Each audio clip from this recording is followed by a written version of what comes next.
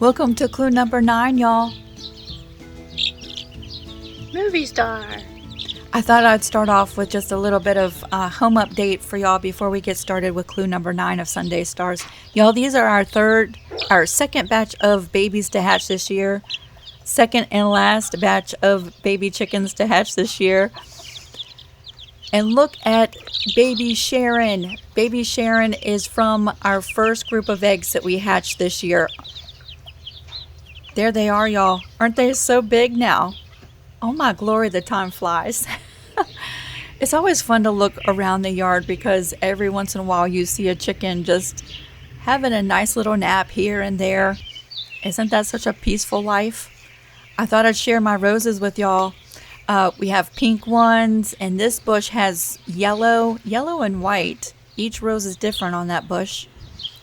Guess what? Our grapes are growing. I cannot wait to make some jelly. These are Concord grapes. We have baby grapes growing. I'm super stoked about that. I cannot wait to make some jelly. And Poppy's been spending some nice days outside. Y'all, he is scared to be outside, so we have to bring him out in his cage to acclimate him. But he has a nice enclosure that once he gets comfortable enough, he can go spend some good days. See, there it is right there. He can go spend some nice days outside. After work every day, this is where you'll find Harlan herding up some chickens. They don't want to go back into their run, so they're avoiding it. But those chickens love him so much. This is where you'll find him. And guess what, y'all? Inside the house, I have tweaked my bread recipe. I might do an updated video, but look at the crust on that bread. Look at the crust on that. Can you even imagine what that tasted like? It was delicious. But this one batch of bread made this loaf of bread right here. And it made 2 of these. I gave one to my parents. This is the other one that I kept. Cinnamon twist bread. Now, doesn't that look like it belongs on the front of a cookbook? This made perfect bread for breakfast. It was so good. And my dad brought home a treat. I'm trying to stay away from the treats, but look, I have an enabler. I get it honestly, y'all.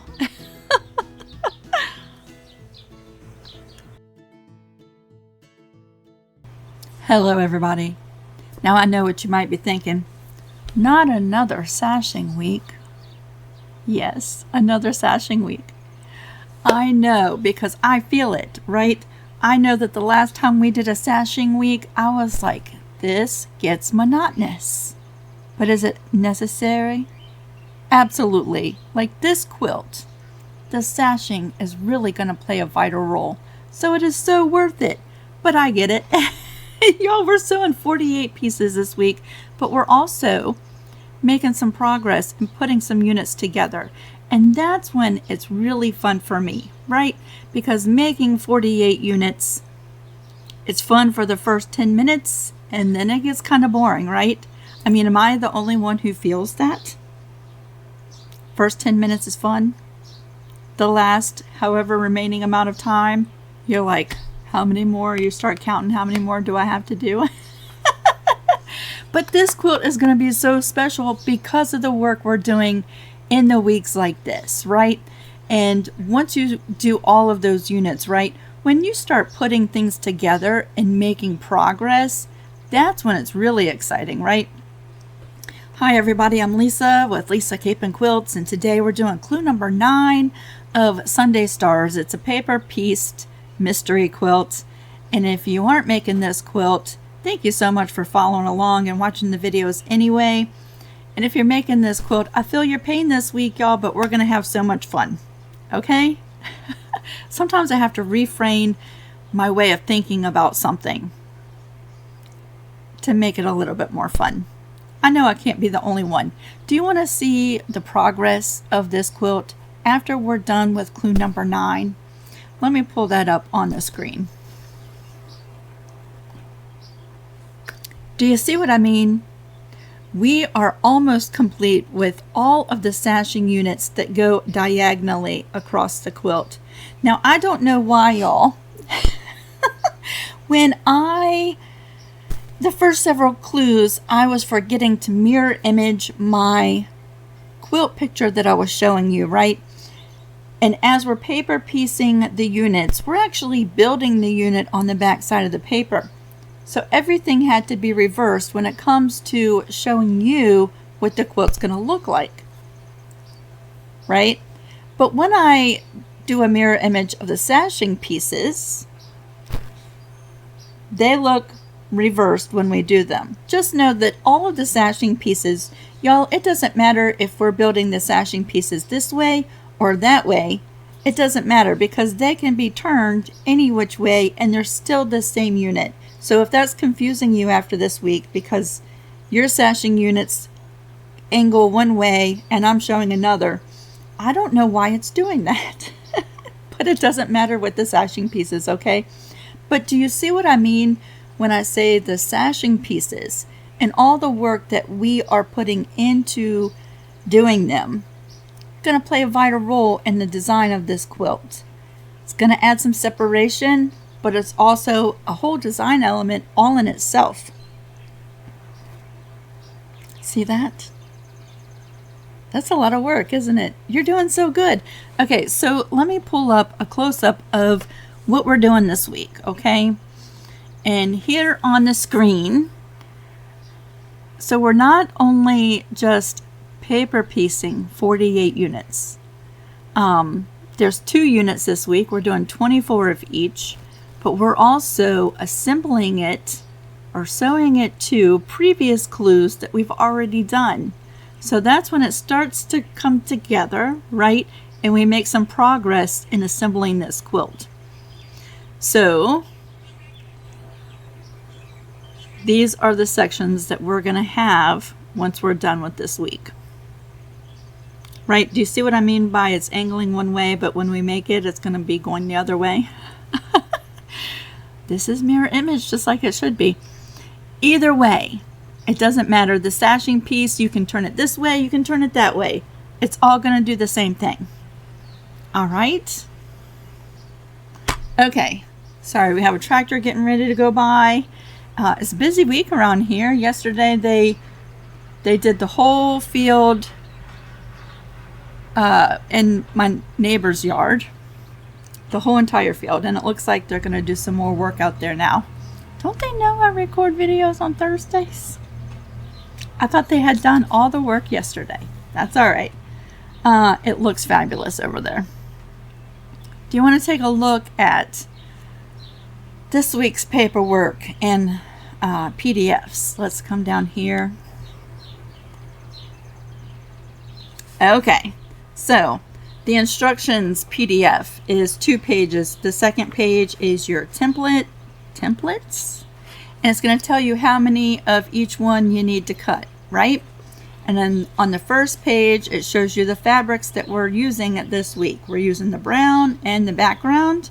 It's going to tell you which templates use the brown, which template uses the background, how many strips to cut, and how wide to cut your strips, right?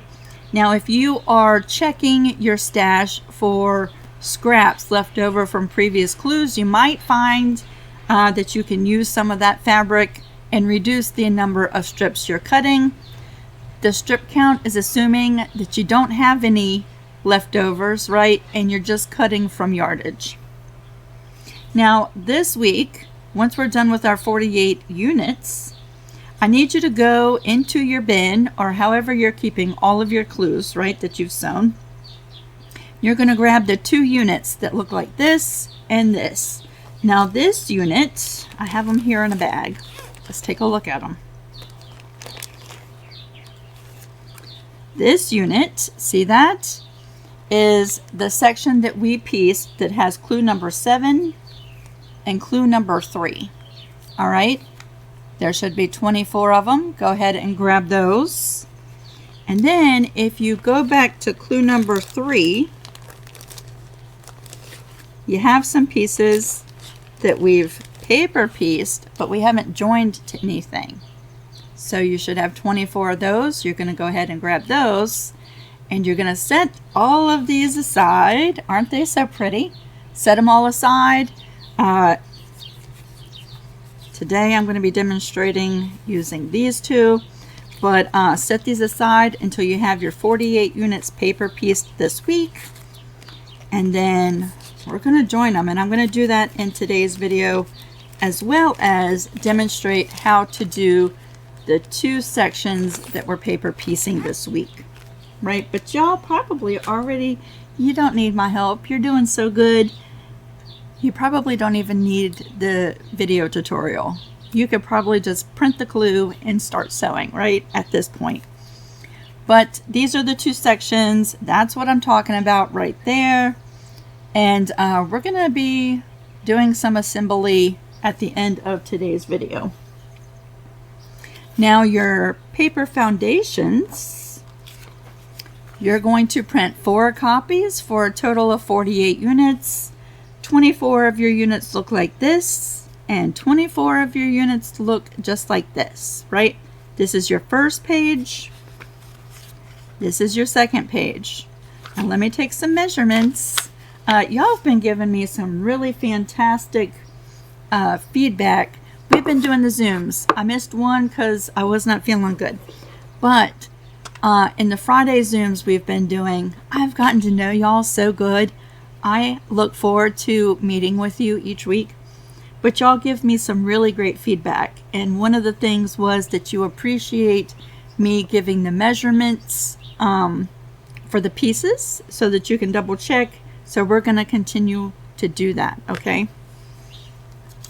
All right, so this unit here, I'm going to measure from this outside line to this outside line there. Dun, dun, dun. Let me do it down here. 2.5 inches. See that outside line? 2.5 inches to that outside line right there. Now this unit, let's see, let's measure. Sometimes these triangle units give me odd measurements, but first, you know, the triangles. Let's measure from this outside line to the flat part right there. See that flat part? Let's see if it gives us an even measurement there. All right, I'm going to give it to you because we need to learn these things, right? Reading our rulers and what all of the little marks mean. So from outside line there to the flat side is 3 and 1, 2, 3 eighths. Do you see that? There's the 3 mark, and then 1, 2, 3 little marks. That's 3 eighths. There's 8 little marks in that inch. Right? Okay, so there's your measurement. 3 and 3 eighths. All right, so we've measured the units. I've shown the progress photos. Usually I skip past all that stuff, y'all. I'm doing good this week. Let's go ahead and start. I'm going to staple all these and cut them apart. We're going to do one of these units together and one of these units together. Y'all could probably fast forward through this part of the video, right? You know what to do. All right, let me go staple some stuff together. Okay, y'all, here are my 2 units. These are the 2 that we're going to be doing this week. And 1, 2, 3, 1, 2, 3, 4. Let's start with this one. It has one more piece than the other and might take the longest, right? So the first thing we're going to do. All right, so the sewing order that I'm using is marked on the foundations this week, y'all. 1, 2, 3, 4. Of course, if a different order works for you, by all means, feel free to do that. I'm going to be starting right here in the center this week.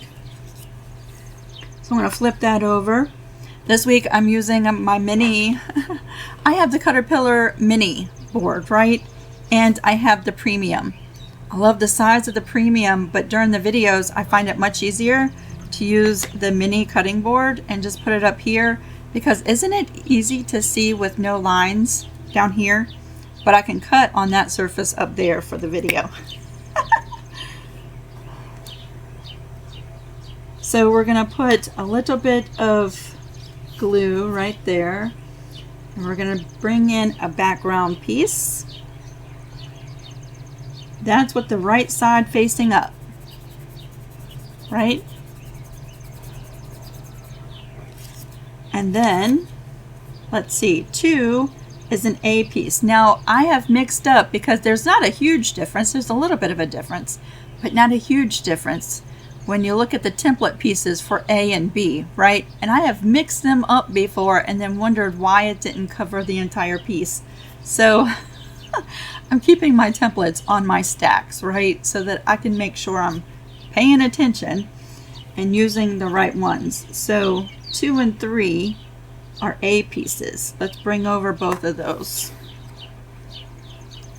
All right, so A2 is over there. Let's flip up this background fabric and we see that the long side of the triangle is adjacent to that center square, right?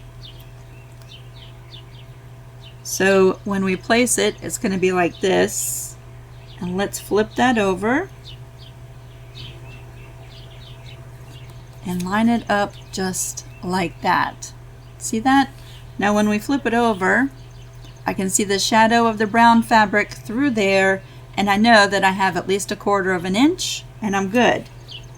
So let's change the camera. I'm going to pull up all 3 cameras. We're not going to be going back and forth, right? There we go.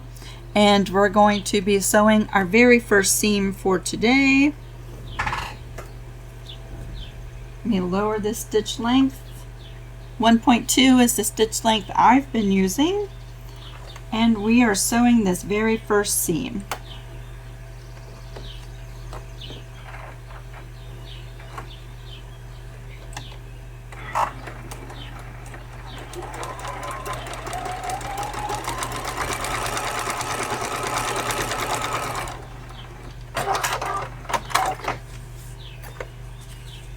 Let's cut that first long thread and throw that right in the trash. All right, so there we go. There's our first seam. I'm going to flip up that paper and we are trimming the extra fabric.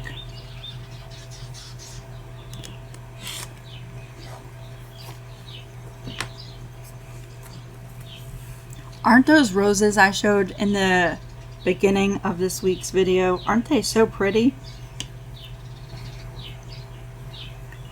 I cut a little bouquet of roses and put it up in my little window in the kitchen. So pretty. All right, so there is our section. Now we're coming over here and we're going to place fabric 3. When we fold up that fabric, again, the long side of the triangle is adjacent to that square. So it's going to go like this and then over. Now if I wasn't shooting video, I could turn this up another level and I could see right through that background fabric. But then it just makes it too bright on the screen, right? So I just double check it like this and I can see, yep, the brown goes over top of that.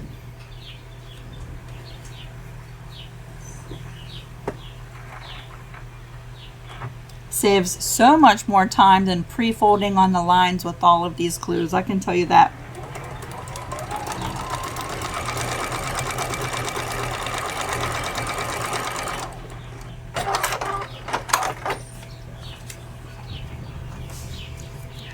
All right, we're going to fold that up and trim.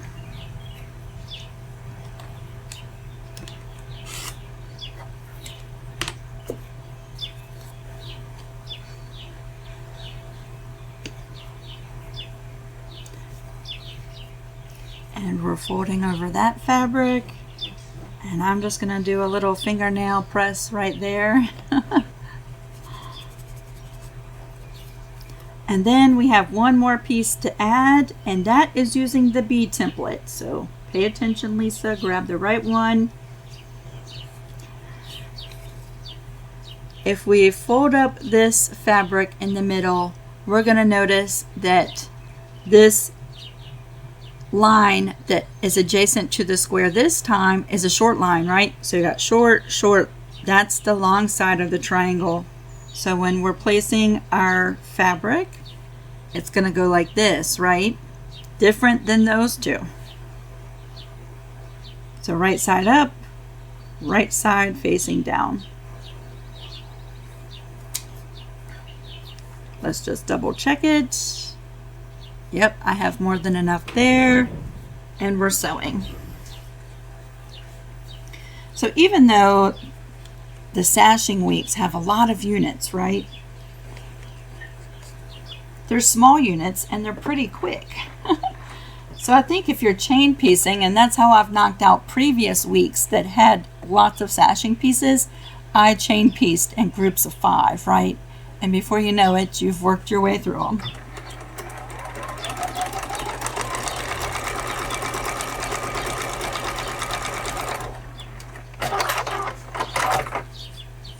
I am hoping to get at least a good portion of the chain piecing done in this week's Zoom. So then I might just only have the joining of the units to do in the rest of the week before next week. All right, so let's add a little bit of glue there.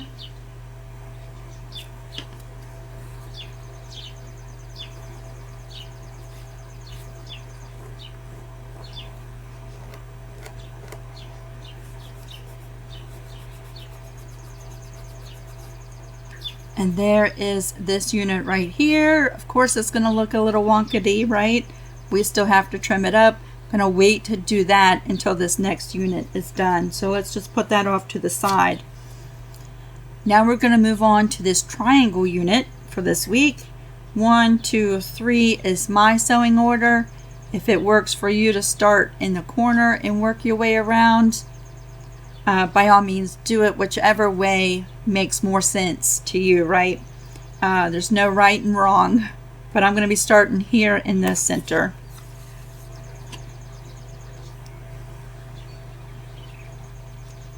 So we're going to add the background fabric right in the middle, and that's right side facing up.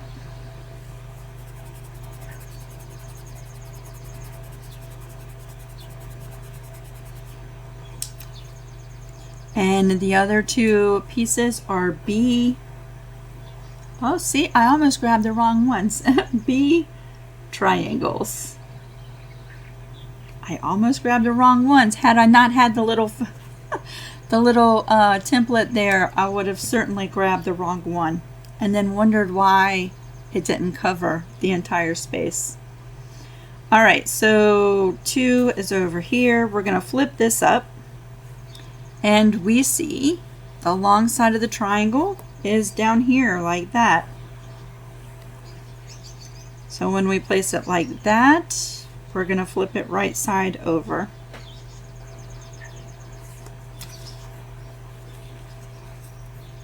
See that shadow? You might not be able to see it.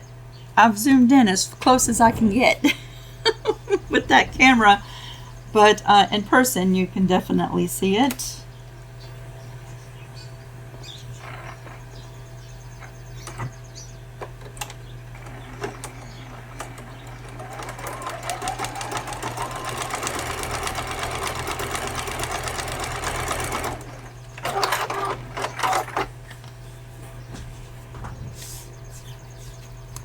Let's bring that over and trim that fabric.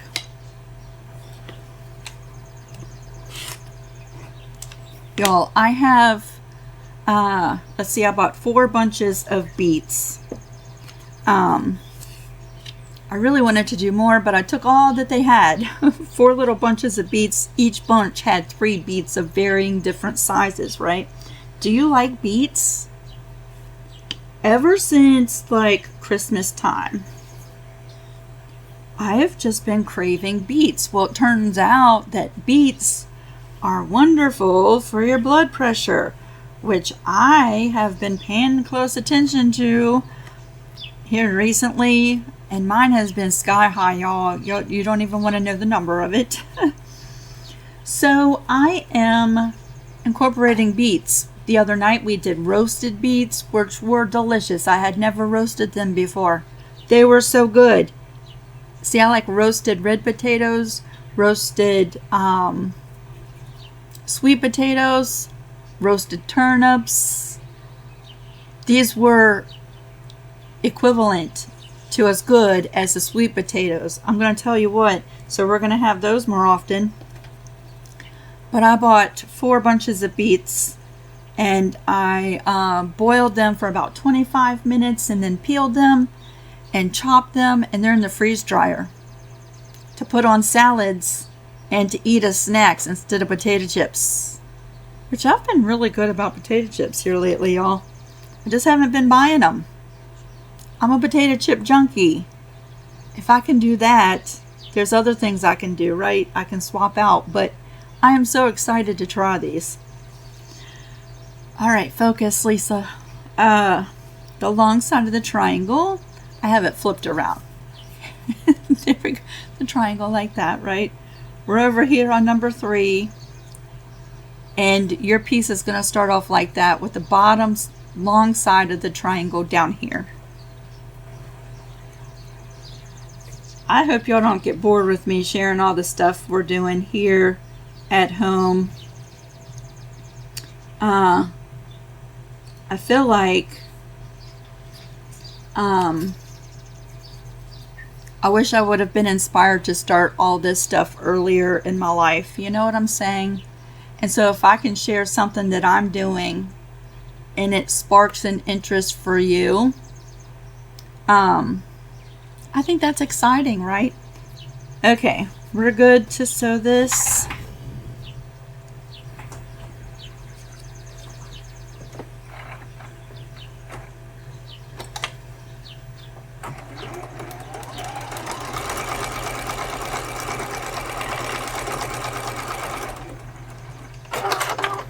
I also really want to pickle some beets because I love them.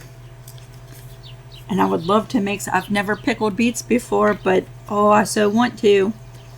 And our farmer's market that's close by, well, not close by, is about 30 minutes away. But there's such an awesome farmer's market. They're open. And they're starting to carry some stuff from farms that are more south than we are, right? So they've been having these fantastic. Do you like cantaloupe? I'm going to tell you what. Now, I'm not sure which southern state these cantaloupes are coming from. I'll get Harlan to ask the next time he swings by there. They're the best cantaloupes I've had in about 4 years. Like, I have not been able to get a good cantaloupe for 4 years. Finally, it might be a good year for cantaloupes. Okay, there we go. They're a wonkety little piece, right?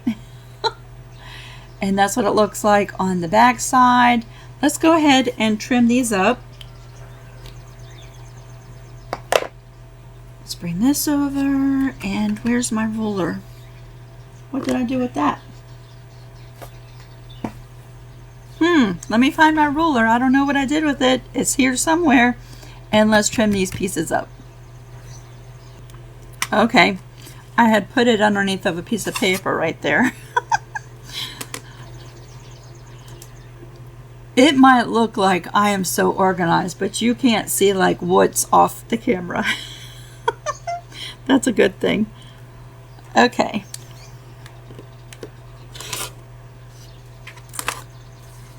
Don't you think trimming the units is one of the most tedious things to do?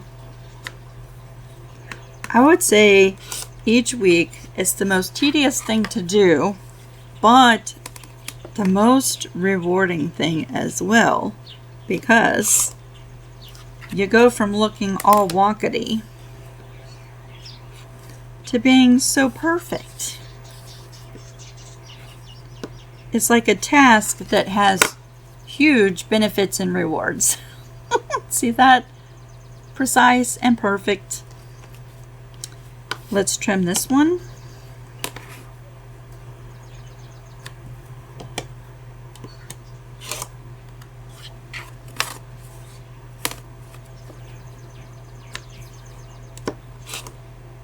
I think Caterpillar has like a rotating mat. Do they have a I think they have a rotating mat. Don't mark me on that. I need to go check, but I'm pretty sure on the website the other day I saw a rotating mat. I think I might get one.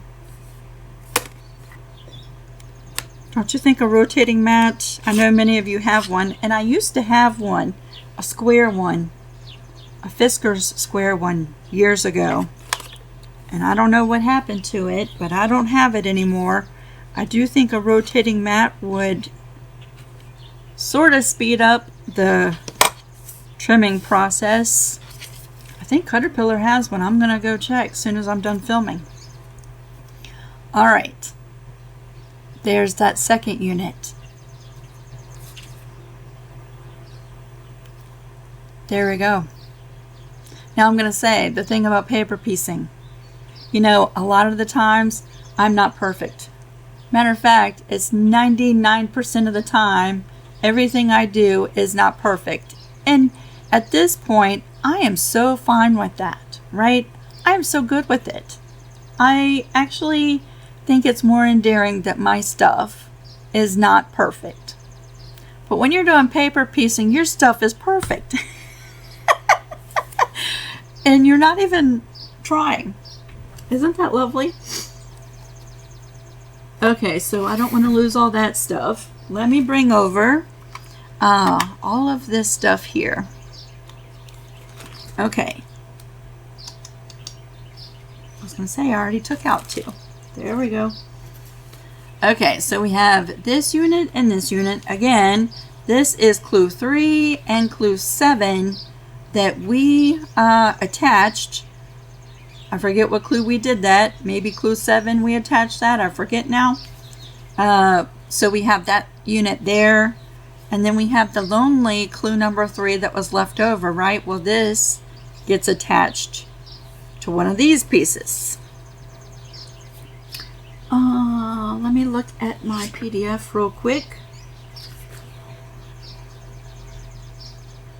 Okay, I had to double check to make sure I was doing one right. Right? Okay, so your triangle unit is going to come in to that unit right there. Now we have 3 little diamonds in that section. And clue number 3 is attaching just like that. So now that section is going to look like this section right there. So we're going to have 2 bigger units, 24 of them, 24 of each big section when we're done this week. Okay, so let me just show you if you've put them together in the order that I had on the foundations, right? If you started here and then you did 2 and 3, the seams pressed towards the dark fabric as we added those pieces, right? So what happens is when we go to add this piece was pressed towards the dark side. This piece was pressed towards the dark side. So when we flip it over, guess what? You can use a pin there too, like I showed in, I think it was clue number 7. But because of our pressing to the dark side, we can nest those seams and it catches right there. See that? If you slide it, it catches right in that seam. And that's going to perfectly line up that point right in the middle. Now if you've redone your sewing order, that might not be the case. You might have 2 seams that are both going in the same direction. And that's okay. You're going to have a little bit of bulkiness right there where we have nested the seam because of the sewing order. So I have nested that seam right there. I'm going to pinch that. You can use a binding clip if you want. But we're going to bring this to the sewing machine. And because I still have the paper foundations on, right, I'm using that solid line as my sewing line. So I don't even have to make sure to set the 1/4 inch seam allowance. I'm just sewing right on that line right there.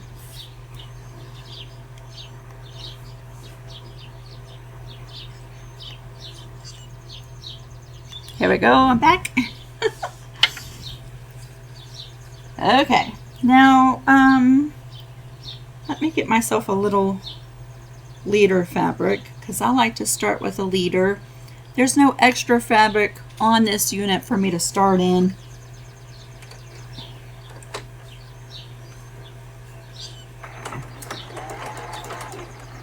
And just make sure I haven't shifted anything over. Catch the seam, line up the pieces.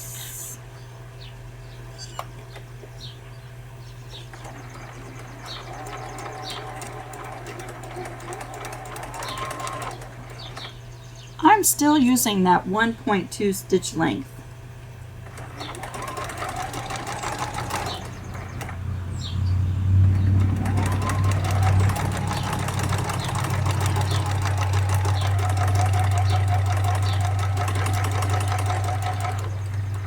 I'm going to leave that right there because we're doing 2 units. Let's come back over here. Now we're going to take a look at this one. Press to the dark side, press to the dark side. We can nest that seam right there, right? So what we're going to do is we're going to flip clue number 3 right down onto clue number 9. And I'm going to nest that seam right there. See that? Slide it and it catches.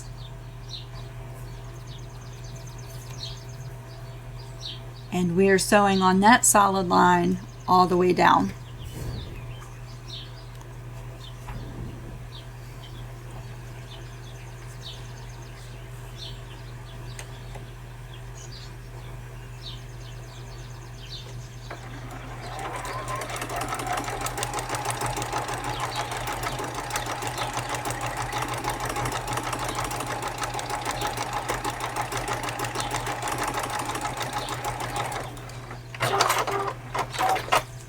Alright, so let's leave this little leader there and let's come back over here.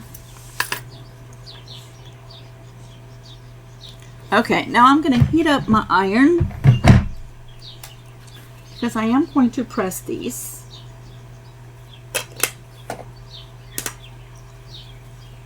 I'm actually going to just move this over. I have my glass mat, but this is right here. So you know what? We're going to just scoot it over. I'm going to scoot over my pressing board, right? There we go. Because at this point, once we open up this seam, I like to press that seam allowance right there. And just get it to lay nice and flat. Now, before we open it up, I like to remove the paper that's past that seam to the edge, right? So there's our sewn seam. These little nuggets of fabric on both sides I like to remove. Now if you have a needle or some sharp pointy object like this tool that I got from the Dollar Tree a couple years ago, this is perfect. I like to just score that sewn line, and I just find even using the shorter seam allowance that if I score that paper right there, that it just pops out. See that? So now I've removed the fabric from that seam before we press. I still want to leave that paper on right there because it has sewing lines for when we join this unit to something else, just like we did today, right? And plus, it tells me, it gives me the reference, right? So I know that down the road when I say bring in your section that has clue 3, 7, and 9, you know what I'm talking about because you've left the paper on. All right, so I've removed the paper from that seam.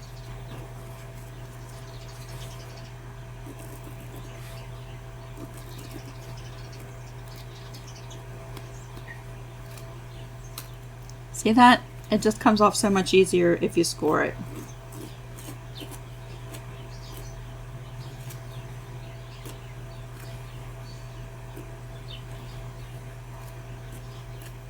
Now, if you're like me and you've glued into that seam allowance, sometimes the little nugget of fabric will stay in there, and I'm fine with that. You know, I'm just going to leave it. I'm not going to sit there for 5 minutes trying to pick every little bit of paper out of there. I just want to remove the bulk of the paper, and little nuggets that might stay behind, like that one right there. When we wash the quilt, that's going to start to fall apart anyway, right? Okay, so let's open this one up. And I like to work that seam one way and then back the other, and then we're going to just open it right up.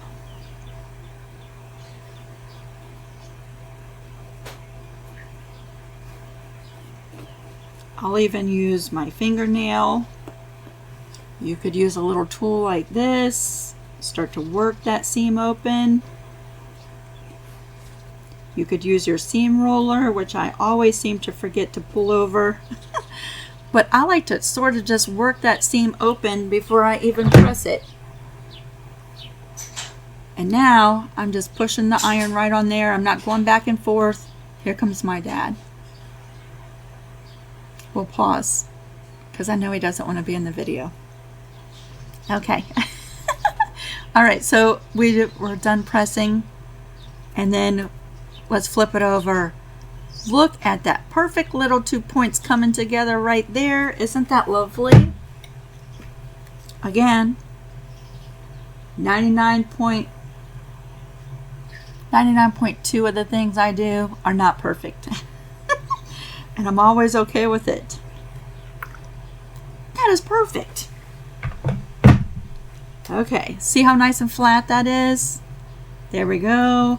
Now let's open this one up. See, this part is rewarding. It's like all of the work we've done, the 48 pieces this week, and then we get the reward of joining them and growing some sections, right?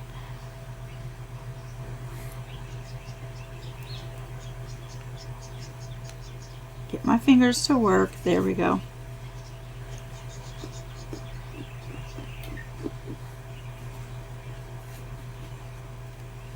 And press.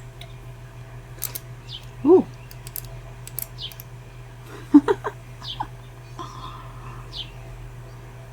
Yep, I guess we're going to finish up the rest of that field today. It looks really good over there. The grass was like 3 foot tall over there. It was actually kind of pretty because in the wind it would just all blow in the directions, right? But they've trimmed it down today, which is kind of good too, because I feel like that field probably had a lot of snakes in it. Who knows what was living in that field? It looks really good though. Okay, do y'all want to see this unit? Ta-da! Look, perfect, perfect. Still have my 1/4 inch seam allowance to join this sashing piece to blocks as we work down the way, right? Now look at that.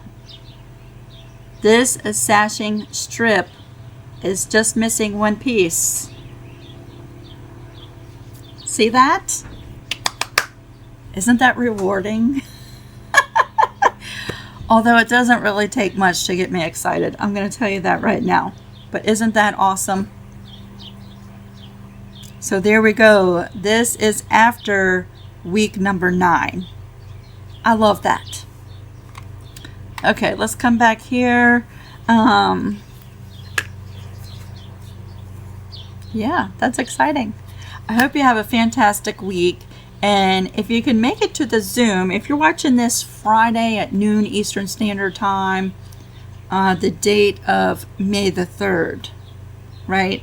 If you're watching it May the 3rd, and if you can try to make it, I'm sure that I've already sent out the Zoom links. So it would be great to we've been hanging out about an hour, hour and a half. It's just a good little chunk of time set aside in the week to make some good progress on the quilt, right? Here comes May May, sassy pants. Poppy's been so good today too. I'm gonna have to find a treat for him today because I've had that door open all day and not one peep. He's been going outside a lot here lately, so I think that's changed his attitude. He doesn't like going outside. He hates it. But it's so good for him, right? And we're trying to get him used to going outside. We have a great big enclosure for him. He hates it. So we're trying to break him in this season by just wheeling his normal cage out, his safe space, get him used to being outside, and then we can try and put him in the big enclosure that's got grass and great big perches and lots of room to fly. But he does not feel safe in it yet, so we're working on him. But I think we've tuckered him out going outside, so he's been so good lately during the day. All right, y'all, I love ya. I think I've rambled on enough. I'm gonna go check my beets. I think I have like 4 more hours before I can do a taste testing on those. I hope you have a fantastic week. I will see you for sure next Friday with clue number 10. Okay? Aww, you hear May May? Bye, everybody.